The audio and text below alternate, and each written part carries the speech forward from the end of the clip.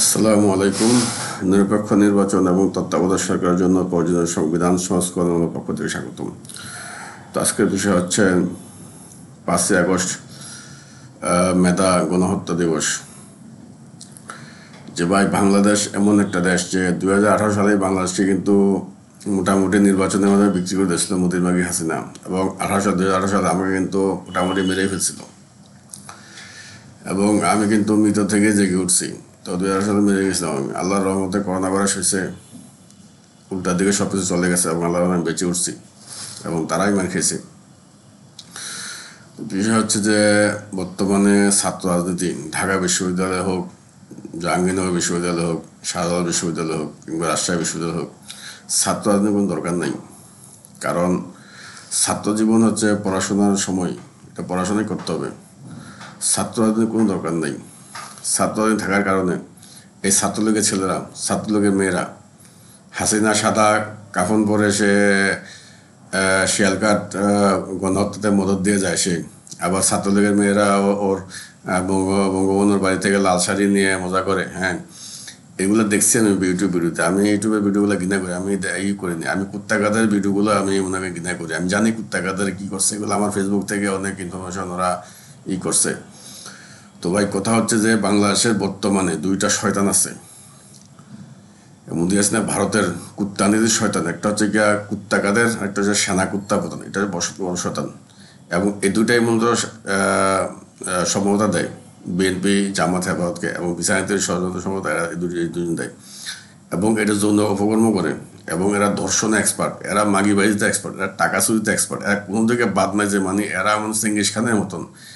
এদের মানে লিঙ্গ যেমনে চলে, এদের মানে তরবারি এমনি চলে, বুঝছেন। এই যখন অবস্থা, ছাত্রদের দরকার নেই। আমি ঢাকা বিশ্ববিদ্যালয়ে আমি গেছিলাম, আমি কদিন আগে, আমার সামনে পরিচয় হয়েছে মেয়েটার নাম, খেয়াল নাই, আমি তো জানি না মেয়েটার নাম কি। তারপর চারুকলার ভিতরে যেয়ে দেখলাম যে মেয়েটা মনে হয় ডাকসুতে আছে। তো এরকম যারা হোক, এই যে আবরারকে হত্যা করছে 2019 সালে, আবরার ফাহাদ, মেধাবী ছাত্র আবরার ফাহাদ হত্যা করছে, তখন আমাকে নারী থেকে ফাঁসিয়েছে তখন। তারপর 5ই আগস্ট ঢাকা বিশ্ববিদ্যালয় যে টিএসসি থেকে, কিংবা চারুকলা থেকে, কিংবা তাজিয়া মিছিলের পর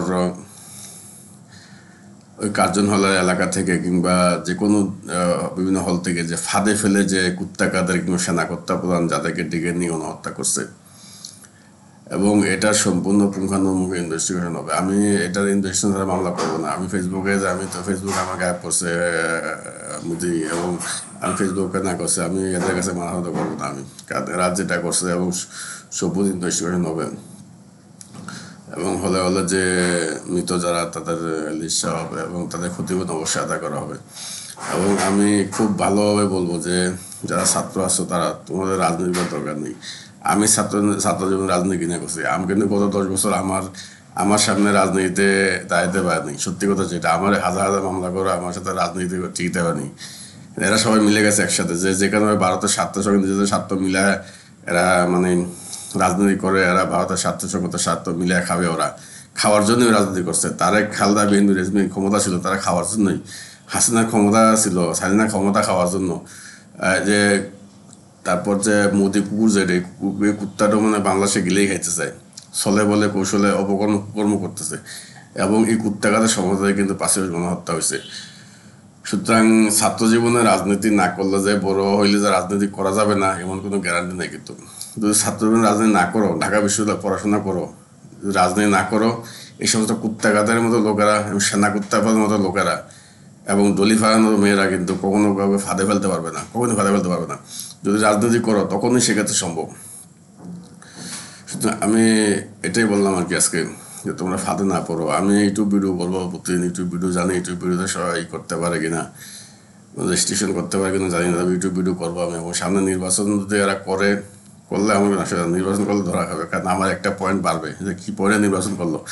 কারণ 2024 সালে নির্বাচন করছো তোমরা, ওই নির্বাচন করি, এখন আবার নতুন করে নির্বাচন করতেছো, গোড়াঘাট সামরিক করিডোর সহজ নির্বাচন। এরা সামনে যত আগাবে আমার রাস্তা ততই ক্লিয়ার হবে। সুতরাং ভয়ের কোনো কারণ নেই। আমি অতি বিনম্রভাবে বলবো যে তোমরা রাজনীতি থেকে দূরে থাকো, এবং টাকা পয়সা টিউশনি করো। ছাত্র জীবনে টিউশনি করা খুব ভালো, ফ্রিল্যান্সিং করো, কোচিং সেন্টারে ক্লাস নাও, এসব করে টাকা পয়সা উপার্জন করো, এদের ফাঁদে কখনো পড়বে না। এরা কিন্তু 10 টাকা দিবে, 10 লক্ষ টাকা তোমার ক্ষতি করে ফেলবে। ধন্যবাদ।